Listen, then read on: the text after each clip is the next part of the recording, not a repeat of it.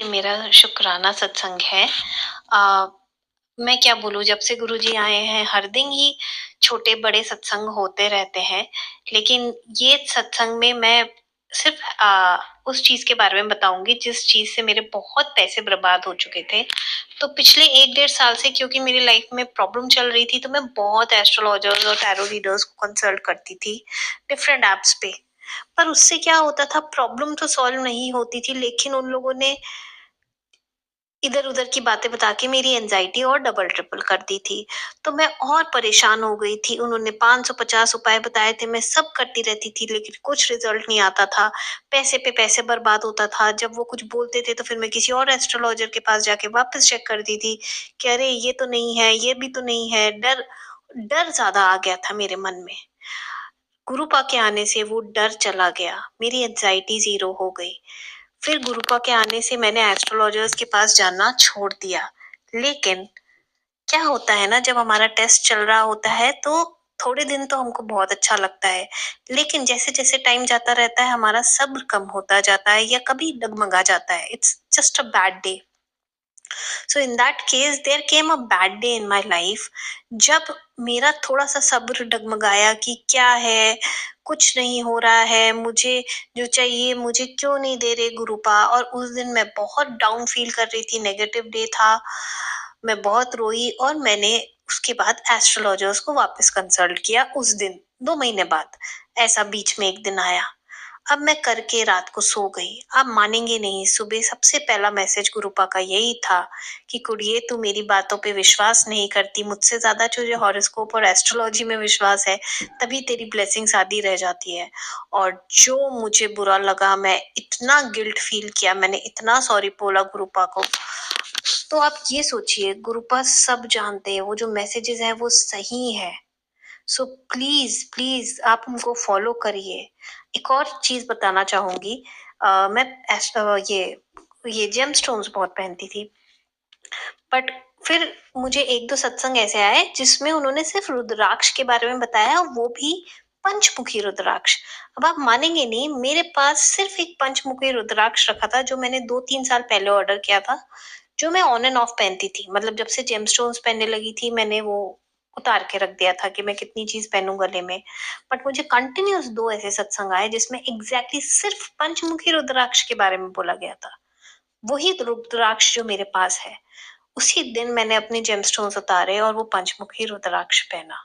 तो अब आप सोचिए, हमको लगता है कि वो मैसेजेस सबके लिए है, लेकिन गुरुपा एग्जैक्टली आपको वही मैसेज भेजते हैं जो आपके लिए होते हैं। थर्ड चीज, मैं एक और चीज बताना चाहूंगी। So since I am a female, ये बहुत सारे फीमेल्स के क्वेश्चन होंगे। तो हम बचपन से पूजा करते हैं, लेकिन पीरियड्स के टाइम मैं भी पूजा नहीं करती थी।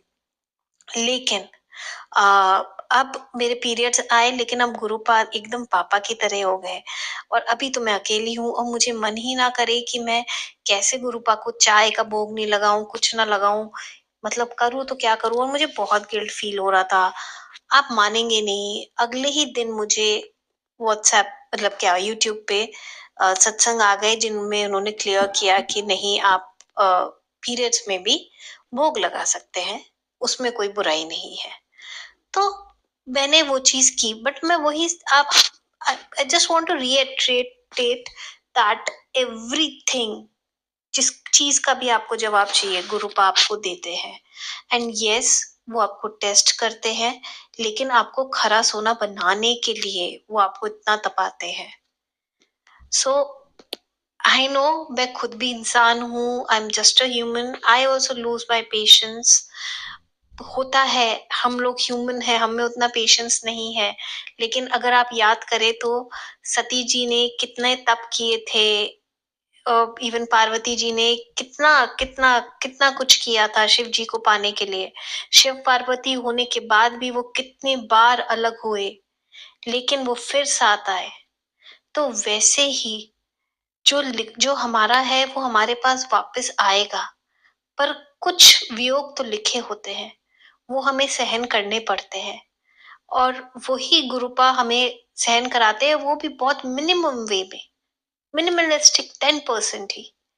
तो वो हमें करने चाहिए। आज के लिए सिर्फ इतना ही। Thank you. जय गुरु जी, शुकराना गुरु जी, लख-लख शुकराना गुरु जी। ओम नमः शिवाय, शिव जी सदा सहाय, ओम नमः शिवाय, गुरु जी सदा सहाय। और मैं गुरु जी से प्रे करूँगी कि जो-जो ये सत्संग सुन रहा है, उन सबकी अरदास गुरुपा पूरी करे। इवन जो ये सत्संग शेयर कर रहे हैं, उनकी भी जो भी अरदास हो, वो पूरी करे। Thank you, thank you. बहुत बहुत शुक्राना संगत जी ये सत्संग सुनने के लिए।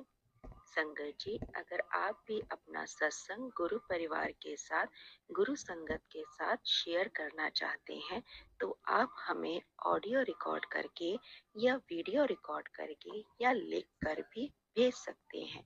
हम कोशिश करेंगे कि हम आपका सत्संग गुरु परिवार के साथ इस चैनल के माध्यम से शेयर करें। संगत जी, आज के इस सत्संग को हम यहीं पर विराम करते हैं। ये एक सेवा है जो हम सभी को करनी चाहिए। जय गुरु जी, शुक्राना गुरु जी।